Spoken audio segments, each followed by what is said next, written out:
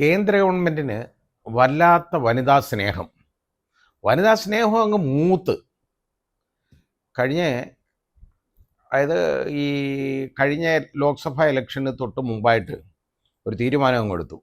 വനിതകൾക്ക് 33% സംവരണം കൊടുക്കണമെന്ന്. എന്തോ ഈ 33ൻ്റെ കണക്കെന്ന് എനിക്കറിഞ്ഞൂടാ. വനിതകളുടെയും പുരുഷന്മാരുടെയും എണ്ണം നോക്കുകയാണെന്നുണ്ടെങ്കിൽ തുല്യതയാണ്. ഒരല്പം സ്ത്രീകൾ കൂടുതലുണ്ടെങ്കിലേ ഉള്ളൂ, കുറവില്ല. അങ്ങനെ വരുമ്പോൾ എന്തിന് 33 ആക്കണം എന്നുള്ളത് എനിക്കൊരു സംശയം ഉണ്ടായിരുന്നു. 50% എന്തുകൊണ്ട് യവന്മാർ കൊടുക്കുന്നില്ല എന്ന് ഞാൻ ആലോചിച്ചു. പുരുഷ മേധാവിത്വം എന്ന് പറയുന്നത് എന്നും ഉള്ളതാണ്. അപ്പോൾ ഈ പുരുഷന്മാർക്ക് ഇപ്പോൾ കിട്ടിക്കൊണ്ടിരിക്കുന്നത് പോലെ തന്നെ ഉള്ള കാര്യങ്ങൾ കിട്ടണം, അതിലൊട്ടും കുറയ്ക്കാൻ പാടില്ല. അപ്പം അന്നേരം ഇതിൻ്റെ ഇടയിൽ അന്ന് 2024 ഇലക്ഷൻ, ലോക്സഭാ ഇലക്ഷൻ, അപ്പോൾ അന്ന് കൊടുക്കത്തില്ല. ഈ 33% കൊടുക്കും. അത് അടുത്ത ഇലക്ഷന് എന്ന് വെച്ചാൽ 5 വർഷം കൂടി ഇരുന്ന് നിരങ്ങിയിട്ട് അത് കഴിഞ്ഞ് കൊടുക്കാമെന്ന്. അതുവരെ ആരും ചോദിക്കത്തില്ലല്ലോ. പക്ഷേ കേന്ദ്ര ഗവൺമെൻറ് ഒരു കാര്യം തിരിച്ചറിയുന്നു, അതായത് BJP തിരിച്ചറിയുന്നു. കാരണം BJPക്ക് ഒറ്റയ്ക്ക് 303 സീറ്റുകൾ ഉണ്ടായിരുന്നു അതിന് മുമ്പുള്ള ഇലക്ഷൻ. പക്ഷേ 2024 ഇലക്ഷൻ കഴിഞ്ഞ് കഴിഞ്ഞപ്പോൾ BJPക്ക് 63 സീറ്റുകൾ അതിൽ നിന്ന് നഷ്ടപ്പെട്ടു. അപ്പോൾ ഒറ്റയ്ക്ക് BJPക്ക് ഭരിക്കാൻ പറ്റാതായി. അങ്ങനാണല്ലോ നിതീഷ് കുമാറിനെയും അതുപോലെ ചന്ദ്രബാബു നായിഡുവിനെയൊക്കെ ചാക്കിട്ട് അവർക്ക് വേണ്ട കാര്യങ്ങളെല്ലാം വേണ്ടോളം വിളമ്പി അവരെയും കൂടെ കൂട്ടിയത്. ഇല്ലെങ്കിൽ അവരില്ലാതെ ഭരിക്കാൻ ഒക്കത്തില്ല. അങ്ങനായി. അപ്പോൾ ഇന്ത്യ മുന്നണിക്ക് അതേപോലെ മുന്നേറ്റം ഉണ്ടായി. അപ്പോൾ ഇതിനെ എങ്ങനെ ഓവർകം ചെയ്യാം എന്നുള്ളതിനെക്കുറിച്ച് തലപുകഞ്ഞ് ആലോചിക്കുകയാണ് നാഗ്പൂർ യൂണിവേഴ്സിറ്റി. അപ്പം നാഗ്പൂർ യൂണിവേഴ്സിറ്റിയിലാണ് ഇതിൻ്റെ റിസർച്ചൊക്കെ നടത്തി എല്ലാ കാര്യങ്ങളും ഒക്കെ റെഡിയാക്കുന്നത്. അപ്പോൾ അവർ പെട്ടെന്നൊരു കാര്യം കണ്ടുപിടിച്ചു. സ്ത്രീകൾക്ക് ഉടനടി തന്നെ അങ്ങ് കൂട്ടണം, ഈ 33% കൊടുക്കണം. അതിന് നിയമനിർമ്മാണം വേണം, നല്ല കാര്യമാണ്. അത് ഭരണഘടനാ ഭേദഗതി വേണം. അതിനൊരൊറ്റ പാർട്ടികൾ എതിർക്കത്തില്ല, കാരണം അത് വനിതകളെ എല്ലാവർക്കും വേണമല്ലോ. അത് കാരണം ഈ 33% എന്നുള്ളതിനെ സംബന്ധിച്ച് എതിർക്കത്തില്ല. അന്നേരമാണ് ഒരു ടോർപ്പിഡോയും കൊണ്ടുവരുന്നത്. നല്ല പരിപാടിയാണ് കൊണ്ടുവരുന്നത്. അതായത് 2011 സെൻസസ്. അപ്പോൾ അത് കഴിഞ്ഞ് സെൻസസ് ഇപ്പോൾ 2026 വരാൻ പോകുന്നത്, അതായിട്ടില്ല. 2011 സെൻസസ് കഴിഞ്ഞിട്ട് അതിൻ്റെ കണക്കനുസരിച്ച് ജനസംഖ്യ ആനുപാതിക അടിസ്ഥാനത്തിൽ ഈ ഡീലിമിറ്റേഷൻ, അതായത് മണ്ഡല പുനർക്രമീകരണം നടത്തണം വന്നു. അങ്ങനെ നടത്തി നോക്കുമ്പോൾ 850 സീറ്റുകൾ വേണം ലോക്സഭയിൽ. ഇപ്പം 543 സീറ്റേ ഉള്ളൂ. അപ്പോൾ ഇത്രയും അങ്ങ് കൂട്ടണം. കൂട്ടിക്കഴിഞ്ഞാലേ സ്ത്രീകൾക്ക് 33% കൊടുക്കും. ഇതിൻ്റെ കള്ളക്കളി ആർക്കെങ്കിലും മനസ്സിലാക്കുമോ? നിങ്ങൾ ഇതിൻ്റെ കണക്കൊന്ന് ആലോചിച്ച് നോക്ക്.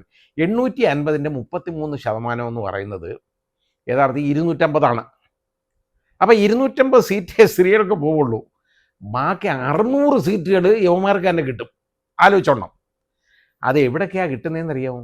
നോക്കുമ്പം ഏറ്റവും കൂടുതൽ ജനസംഖ്യ ഇതുപോലെ ഈ ഉള്ള സംസ്ഥാനങ്ങളെന്ന് പറയുന്നത്, ഒന്നാമത്തെ സ്ഥാനം UPക്കാണ്, രണ്ടാമത്തെ സ്ഥാനം അത് കഴിഞ്ഞാൽ പശ്ചിമ ബംഗാളിനാണ്, മൂന്നാമത്തെ സ്ഥാനവും അതായത് മധ്യപ്രദേശ്, നാലാമത്തെ സ്ഥാനം രാജസ്ഥാൻ.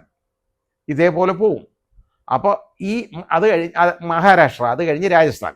അപ്പോൾ ഈ 5 സംസ്ഥാനങ്ങൾ, അതായത് UP, ബീഹാർ, പിന്നെ അതേ പശ്ചിമ ബംഗാൾ, അതേപോലെ തന്നെ രാജസ്ഥാൻ, മഹാരാഷ്ട്ര, ഈ സംസ്ഥാനങ്ങൾ, മധ്യപ്രദേശ്, ഈ സംസ്ഥാനങ്ങളെന്ന് പറയുന്നത് പശ്ചിമ ബംഗാൾ ഒഴിച്ച് ബാക്കി 5 സംസ്ഥാനങ്ങളും ഭരിക്കുന്നത് BJPയാണ്. അത് അവിടെ പിടിച്ചെടുത്തു. അപ്പോൾ ഉള്ള പരിപാടി എന്തെന്നറിയാമോ? എന്ത് തരികിടെ നടക്കും. മാത്രമല്ല അവിടുത്തെ സീറ്റ്, UPയിലെ സീറ്റ് എന്ന് പറയുന്നതൊക്കെ എത്രയെന്നറിയാമോ? മണ്ഡലങ്ങൾ നോക്കുമ്പോൾ 200 മണ്ഡലങ്ങൾ എങ്കിലും വരും മേളിൽ. അപ്പോൾ ഇവർക്ക് സൗത്ത് ഇന്ത്യ എന്ന് പറയുന്നതിനെ അടിച്ചങ്ങ് കളയാം. തെക്കേ ഇന്ത്യ, അതായത് മഹാരാഷ്ട്രയ്ക്ക് താഴോട്ടുള്ള സംസ്ഥാനങ്ങളെ അങ്ങ് കളഞ്ഞാലും നോർത്ത് ഇന്ത്യ വെച്ചുകൊണ്ട് മാത്രം ഈ പറയുന്ന സംസ്ഥാനങ്ങൾ, ഞാൻ ഈ പറഞ്ഞ പോലെ പശ്ചിമ ബംഗാൾ കിട്ടിയിട്ടില്ല ഇതുവരെ, അത് കിട്ടുമെന്ന് എനിക്ക് പ്രതീക്ഷയില്ല, പറയാൻ ഒക്കത്തില്ല. കാരണം എല്ലാ തരികിടയും കാണിക്കുന്നുണ്ട്, അവിടെ ആവുന്ന പണികളെല്ലാം കാണിക്കുന്നുണ്ട്, എല്ലാ ശല്യവും ചെയ്ത് അവിടെ മമതാ ബാനർജി തോൽപ്പിക്കാനായിട്ട് എല്ലാ പരിപാടിയും എടുക്കുന്നുണ്ട്. അവിടെയും കൂടെ ഭരണം പിടിക്കണം. അതായത് ഇപ്പോൾ UP ഇവരുടെ കയ്യിലാണ്, ബീഹാർ നിതീഷ് ഇവനെ നിതീഷ് കുമാറിനെ ഓടിച്ച് അയാളെ ഇന്ന് പിടിച്ചു കുറച്ചു, ഇപ്പോൾ റെഡിയാക്കിയിട്ടുണ്ട്. പിന്നെ അതുപോലെ തന്നെ മധ്യപ്രദേശ് വർഷങ്ങളായിട്ട് കഴിഞ്ഞ 10-20 വർഷമായിട്ട് BJP ഭരിക്കുക. രാജസ്ഥാൻ ഇപ്പോൾ BJPയുടെ ഭരണത്തിലാണ്. മഹാരാഷ്ട്ര BJPയുടെ ഭരണത്തിലാണ്. അപ്പം ഇത്രയും സംസ്ഥാനങ്ങളിലെ മാത്രം മണ്ഡലങ്ങൾ ഡീലിമിറ്റേഷൻ വഴി കൊണ്ടുവന്നാൽ BJPക്ക് ഒറ്റയ്ക്ക് ഭരിക്കാൻ ഒരിക്കലും BJPയുടെ ഇന്ന് ഭരണം പോകത്തില്ല.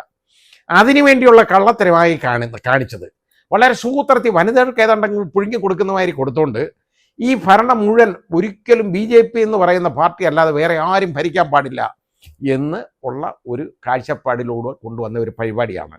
അത് ഇന്ത്യ മുന്നണി തിരിച്ചറിഞ്ഞു. ഇന്ത്യ മുന്നണി ഇപ്പോൾ ഒന്നായി ഈ കാര്യത്തിൽ. അവർ പറഞ്ഞു ഈ 33% കൊടുക്കുന്നതിന് കുഴപ്പമില്ല, പക്ഷേ അതിനോടൊപ്പം ഡീലിമിറ്റേഷൻ നടത്തണമെങ്കിൽ അത് 2026 സെൻസസ് കഴിയട്ടെ, അത് കഴിഞ്ഞ് തീരുമാനിക്കാം. അപ്പോൾ കേരളത്തിൻ്റെയൊക്കെ സംഭവിക്കുന്നത് എന്താണെന്നറിയോ? കേരളത്തിൽ 21 മണ്ഡലങ്ങളാണല്ലോ ലോക്സഭാ മണ്ഡലങ്ങളുള്ളത്. അത് ചിലപ്പോൾ ഒരു 30 മണ്ഡലം 10 മണ്ഡലം കൂടിയേക്കും. ഇവിടെ 10 കുടുംബമുണ്ടല്ലോ, 150 മേളിലാണ് ഇവിടെ ഈ UP കൂടാൻ പോകുന്നത്.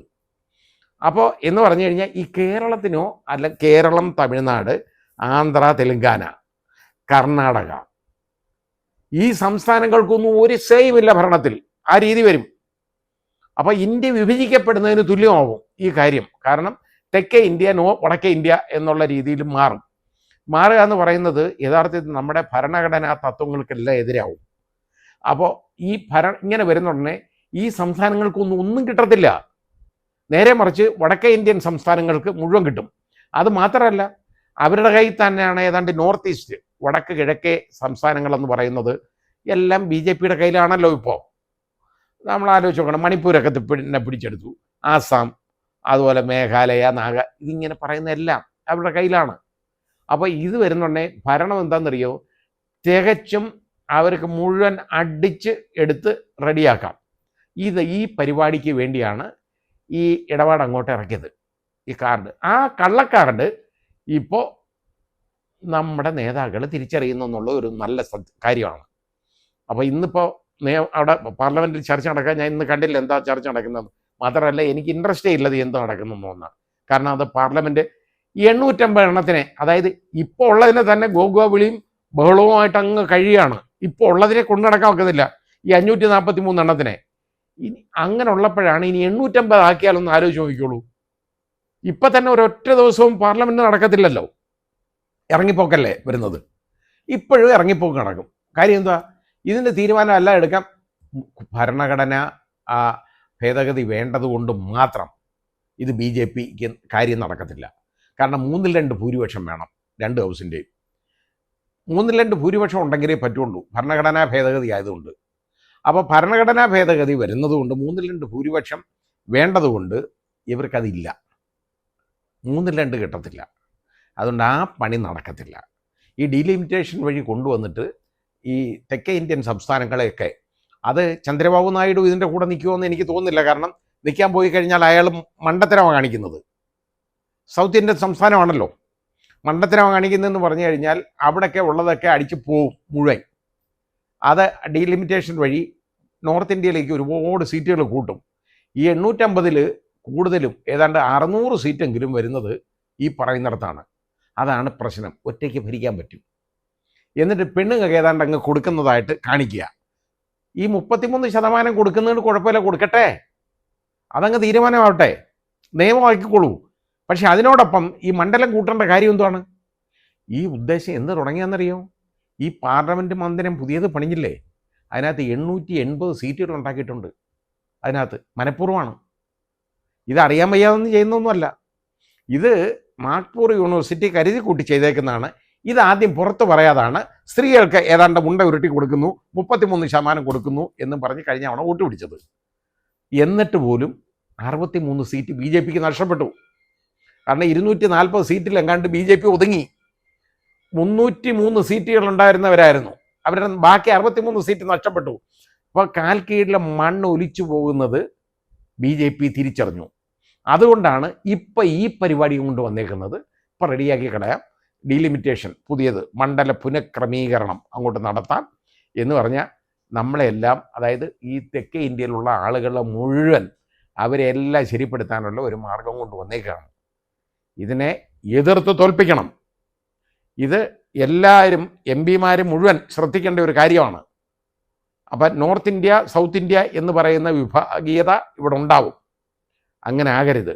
കാരണം നമുക്ക് ഈ നമ്മുടെ വിഭാഗീയത എന്ന് പറയുന്ന ഒരു ആ ഭാഗം നമ്മുടെ ഇതില്ലാത്ത ഒരു കാര്യമാണ് നമ്മുടെ ഭരണഘടനയിൽ.